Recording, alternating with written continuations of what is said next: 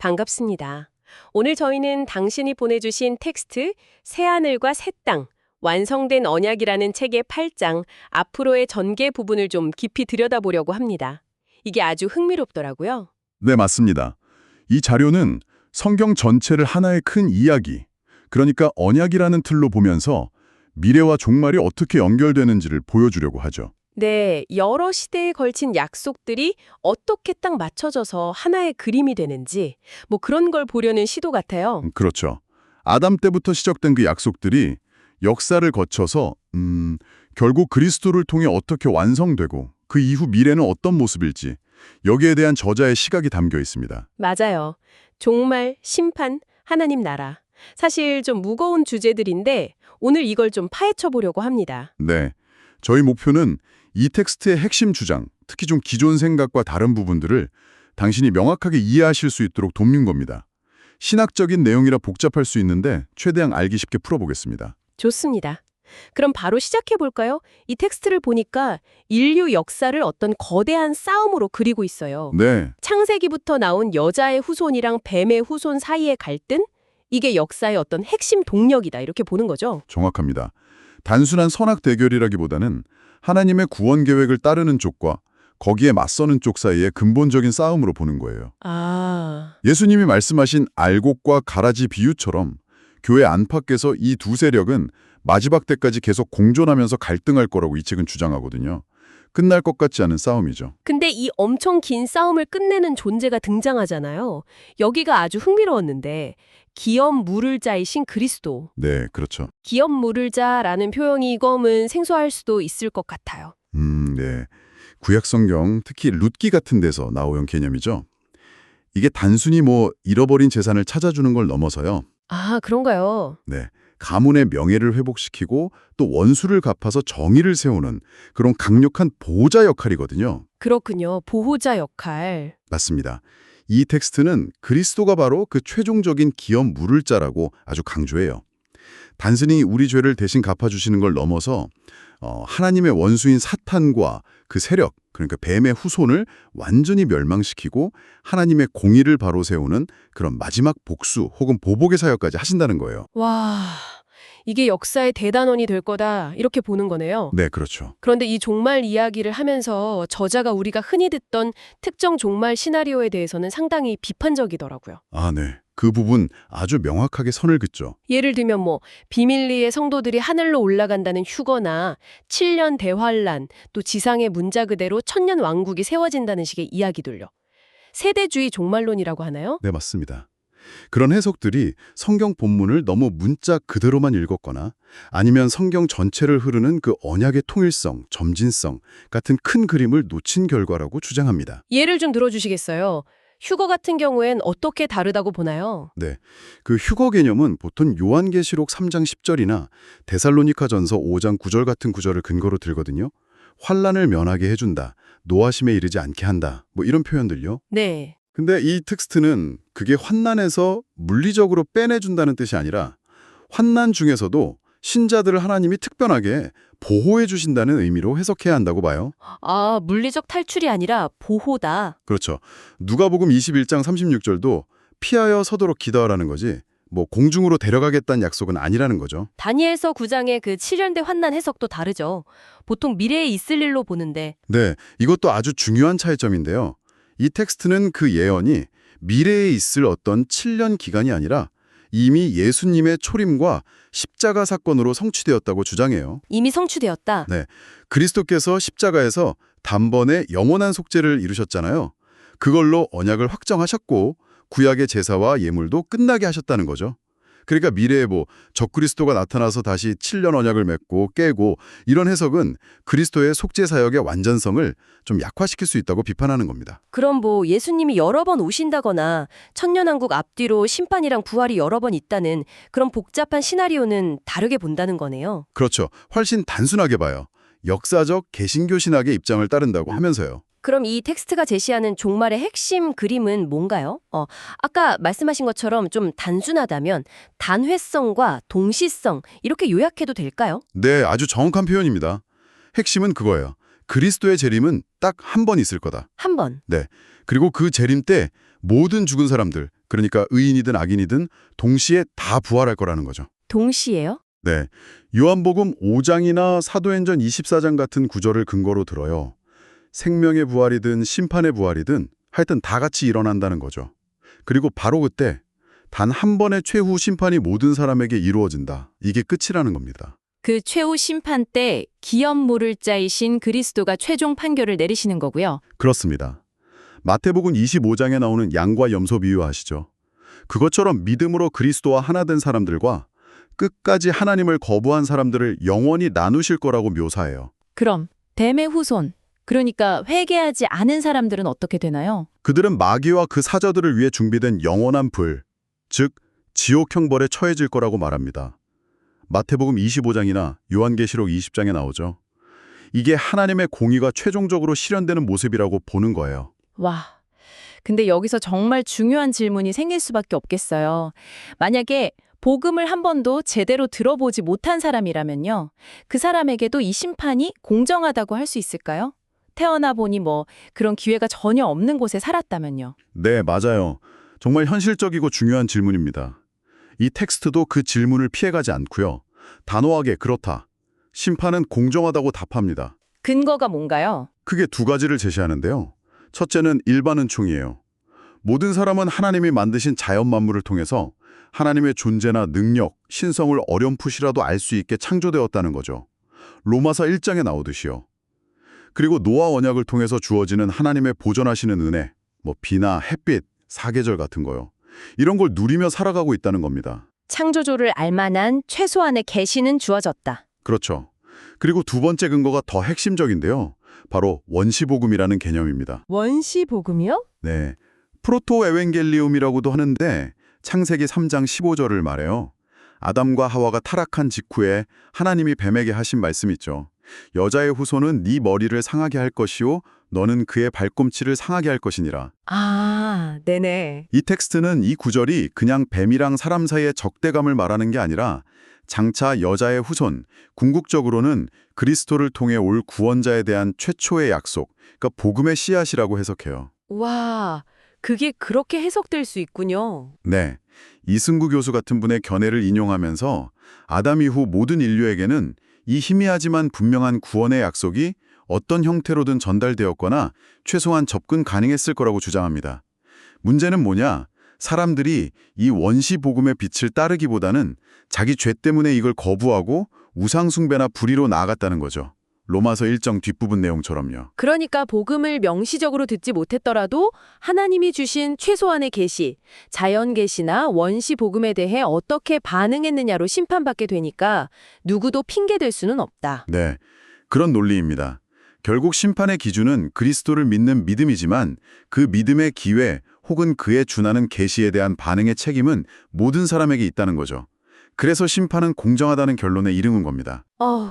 상당히 엄중한 관점이네요. 자, 그럼 이제 심판이나 대립 같은 좀 무거운 측면을 넘어서 언약의 긍정적인 성취 쪽으로 가볼까요? 하나님이 약속하신 것들이 어떻게 이루어지는지.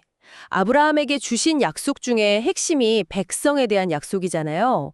이건 어떻게 성취된다고 보나요? 이 텍스트는 하나님의 아브라함을 부르실 때부터 그 목적이 단순히 혈통적인 이스라엘 민족을 만드는 데만 있진 않았다고 강조해요. 아, 처음부터요? 네, 창세기 12장 3절 땅의 모든 족속이 너로 말미암아 복을 얻을 것이다.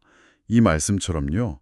아브라함의 후손을 통해서 온 세상에 구원의 복이 흘러가게 하는 게 원래 계획이었다는 거죠. 이스라엘은 그 복의 통로 역할이었군요. 제사장 나라. 그렇죠.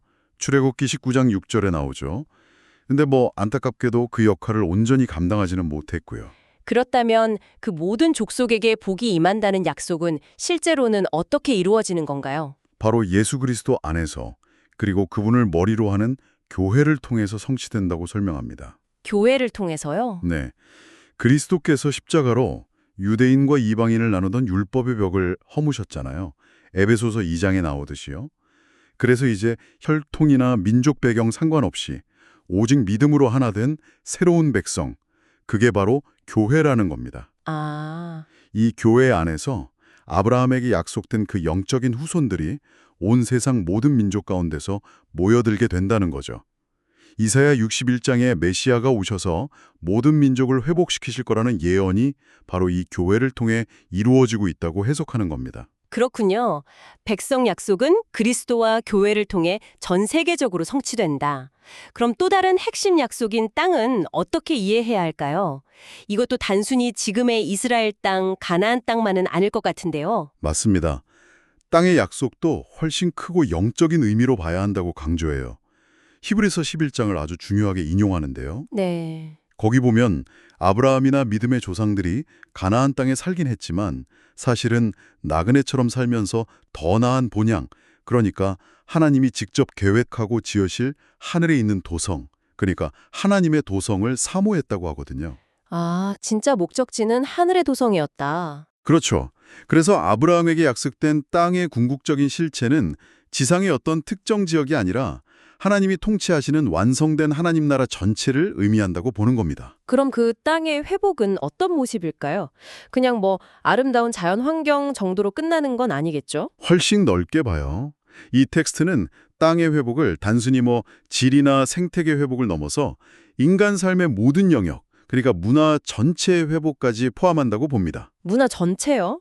예를 들면요? 네, 법, 정치, 경제, 학문, 예술, 인간이 만들고 갖고 온 모든 문화 영역이 원래 창조 목적대로 그리스도께 복종하고 하나님의 영광을 드러내는 방향으로 회복되는 것, 그걸 의미한다는 거죠. 와, 스케일이 엄청 크네요. 네, 이사야 2장에 보면 모든 민족이 여호와의 산으로 와서 그 말씀을 배우고 칼을 쳐서 보습을 만드는 평화의 모습이 나오잖아요. 네네. 혹은 이사야 11장에 사자랑 어린 양이 같이 놀고 독사굴에 아기가 손 놓고 장난쳐도 괜찮은 그런 만물이 조화롭게 회복된 상태요. 이게 바로 땅 약속의 완전한 성취 모습이라는 겁니다. 창세기 22장에 네 씨가 그 대적의 성문을 차지하리라는 약속이 바로 이렇게 모든 영역에서의 승리와 회복으로 이루어진다고 해석하는 거고요. 그 하나님 나라는 이미 시작되었지만 아직 완성되지는 않았다. 이 개념도 중요하게 다루는 것 같더라고요. 네, 맞아요. 신학에서 이미와 아직, already and not yet 이라고 부르는 아주 중요한 개념이죠. 하나님 나라는 예수님의 초림과 사역을 통해 이 땅에 이미 시작되었어요. 예수님의 가르침이나 기적들은 다 하나님 나라가 왔다는 증거들이고요. 교회는 그 나라의 현재 모습인 셈이죠. 하지만 완성은 아니다. 그렇죠. 그 나라의 영광스러운 완성, 이걸 극치라고 부르는데 이건 아직 오지 않았다는 겁니다. 그건 그리스도께서 다시 오실 때, 그때 비로소 완전히 실현될 거라고 설명해요. 그럼 이 나라는 어떻게 다스려지나요? 세상 나라랑은 다르겠죠? 네, 세상 나라처럼 군사력이나 정치 권력으로 확산되는 게 아니라 하나님의 말씀과 성령의 능력으로 다스려지고 오직 성령으로 거듭난 사람들만이 그 백성이 되는 그런 영적인 평강의 왕국으로 정해야 합니다. 알겠습니다. 자, 그럼 이제 이 모든 언약 이야기의 최종 목적지, 새 하늘과 새 땅으로 넘어가 보죠. 이게 진짜 모든 약속의 총결산, 완성이겠네요. 그렇습니다. 텍스트는 새 하늘과 새 땅을 타락 때문에 깨졌던 하나님과 인간 사이의 완전한 연합과 교제가 회복되는 상태, 즉 임마누엘, 하나님이 우리와 함께 계시다는 것의 최종 실현이라고 설명해요. 첫사람 아담이 실패했던 것을 마지막 아담이신 그리스도가 이루셨다. 네, 바로 그거죠. 아담이 불순종으로 잃어버렸던 것을 그리스도의 완전한 순종으로 다시 찾아서 비교할 수 없을 만큼 더 영광스럽게 회복된 상태라는 겁니다.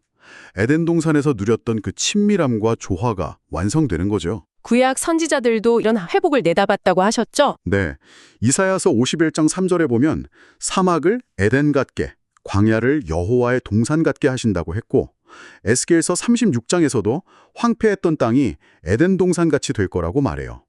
이런 예언들이 바로 새 창조의 회복을 가리킨다고 보고 요한계시록 21장, 22장은 그 회복된 상태의 눈부신 영광과 아름다움을 가장 잘 보여주는 그림이라고 설명합니다. 더 이상 슬픔, 눈물, 죽음, 고통 이런 게 전혀 없는 완전한 상태죠. 여기서 성전 개념이 완성되는 방식에 대한 설명이 저는 특히 인상 깊었어요. 구약시대 성막이나 성전은 어떤 의미였고 그게 어떻게 바뀌는 건가요? 네, 이 부분 중요하죠. 텍스트는 구약의 성막이나 성전은 물론 하나님의 인재를 상징했지만 동시에 인간의 죄 때문에 거룩하신 하나님과 죄인인 백성 사이에 여전히 거리가 필요했다는 걸 보여주는 장치였다고 설명해요. 거리요? 네. 성전 구조 자체가 지성소, 성소, 뜰 이렇게 나뉘어 있었고 특히 하나님이 인재하시는 지성소는 1년에 딱 한 번 대제사장만 피를 가지고 들어갈 수 있었잖아요. 이게 바로 하나님과의 완전하고 직접적인 교제는 아직 불가능했다는 한계를 보여준다는 겁니다. 아, 일종의 분리막 같은 거였군요. 그렇죠. 그런데 그리스도의 오심과 사역이 이 모든 걸 근본적으로 바꿨다는 거죠. 어떻게 바꿨나요? 첫째는 예수님의 성육신 자체가 하나님이 우리와 함께 계시다. 임마누엘 약속의 성취였죠. 하나님이 인간의 몸을 입고 우리 가운데 오신 거니까요. 그리고 결정적으로 그리스도가 십자가에서 돌아가실 때 성전 휘장이 위에서 아래로 쫙 찢어진 사건. 네, 마태복음에 나오죠. 이게 이제 그리스도의 피를 힘입어서 누구나 하나님께 담대히 나아갈 수 있는 길이 열렸다는 걸 상징적으로 보여준다고 해석해요. 더 이상 제사장이나 어떤 물리적인 장소를 통해서 간접적으로 만나는 게 아니라 직접 교제가 가능해졌다는 선언이라는 거죠. 그럼 이제 예루살렘에 있는 그 돌로 지은 건물은 더 이상 성전이 아니라는 뜻인가요? 네, 이 텍스트는 아주 강하게 그렇게 주장합니다. 그리스도의 십자가 이후로 물리적인 건물로서의 성전은 그 의미와 기능을 다했다는 거예요. 그럼 진짜 성전은 뭔가요? 이제는 성령님이 예수님을 믿는 사람들 안에 거하시기 때문에 신자 한 사람 한 사람, 그리고 그들이 모인 공동체, 즉 교회가 바로 살아있는 하나님의 성전이 되었다고 말합니다.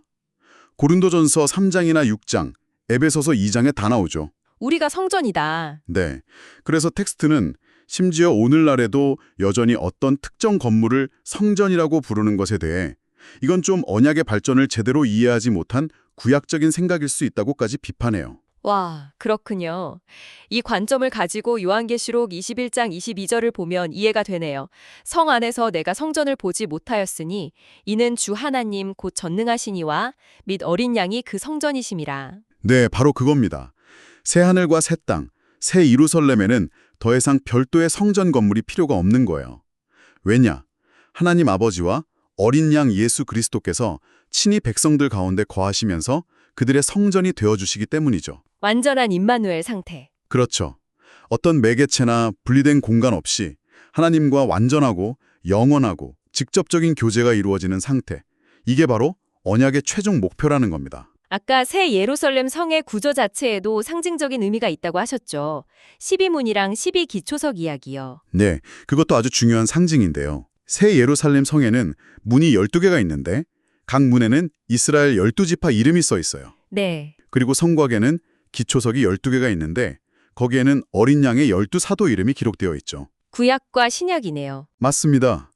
이 텍스트는 이게 구약시대의 하나님의 백성 이스라엘과 신약시대의 하나님의 백성 교회가 결코 다른 존재가 아니라 예수 그리스도 안에서 하나의 통일된 언약 백성으로 완성된다는 걸 보여주는 강력한 상징이라고 해석해요.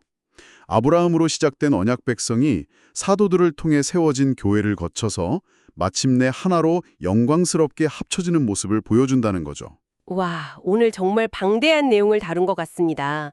새 하늘과 새 땅, 완성된 언약 8장을 통해서 성경의 언약들이 어떻게 역사의 대립과 갈등, 그리고 기업 물을 자의 심, 그리스도의 단 한 번의 재림과 최후 심판을 거쳐서 마침내 새 하늘과 새 땅이라는 그 영광스러운 완성으로 나아가는지 그 거대한 흐름을 따라가 봤습니다. 네, 핵심은 결국 그리스도를 통해 대적이 심판받고 약속된 백성과 땅, 즉 하나님 나라가 완전히 회복된다는 거였네요. 맞습니다.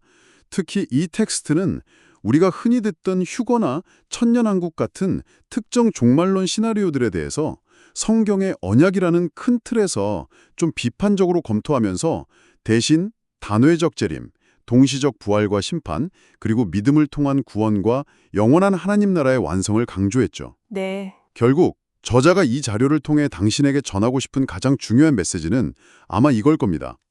하나님은 자신이 맺으신 언약에 정말 신실하시고 그분이 약속하신 모든 것은 반드시 그리고 온전히 그리스도 안에서 이루실 거라는 그 확고한 믿음이요. 모든 죄와 슬픔, 죽음과 고통이 다 사라진 완전한 하나님 나라, 회복된 에덴에서 영원히 기뻐하며 교제하는 모습, 정말 강력한 소망을 주는 비전이었습니다. 그렇죠. 자, 그러면 이 모든 장대하고 어찌 보면 먼 미래 같은 이야기가 지금 여기 21세기를 살아가는 당신의 삶과는 대체 어떤 관련이 있을까요? 흥미롭게도 이 텍스트 마지막 부분에서 아주 의미심장한 적용점을 던져주더라고요. 뭔가요? 그 영광스러운 새 하늘과 새 땅이 완성되어 오기 전까지 지금 이 땅에 있는 교회가 바로 장차 올 그 하나님 나라의 모델하우스 같은 역할을 한다는 겁니다. 모델하우스요? 미리 보기 같은 거네요. 네, 일종의 미리 보기, 견본인 셈이죠. 교회가 장차 올 하나님 나라의 모델하우스 혹은 미리 보기와 같다는 이 관점. 이것이 현재 당신이 속해 있거나 혹은 경험하고 있는 교회 공동체의 모습과 의미, 그리고 그 안에서 당신의 역할에 대해 어떤 새로운 생각이나 질문을 던져주는 것 같지 않으신가요? 완성될 하나님 나라를 소망하면서 오늘을 살아가는 우리 각자에게 또 우리 공동체에게 주어진 과제는 무엇일지 한번 깊이 고민해 보시면 좋겠습니다. 이 질문을 당신께 남겨드리면서 오늘 탐구는 여기서 마무리하겠습니다. 네, 다음 시간에 또 흥미로운 자료로 찾아뵙겠습니다.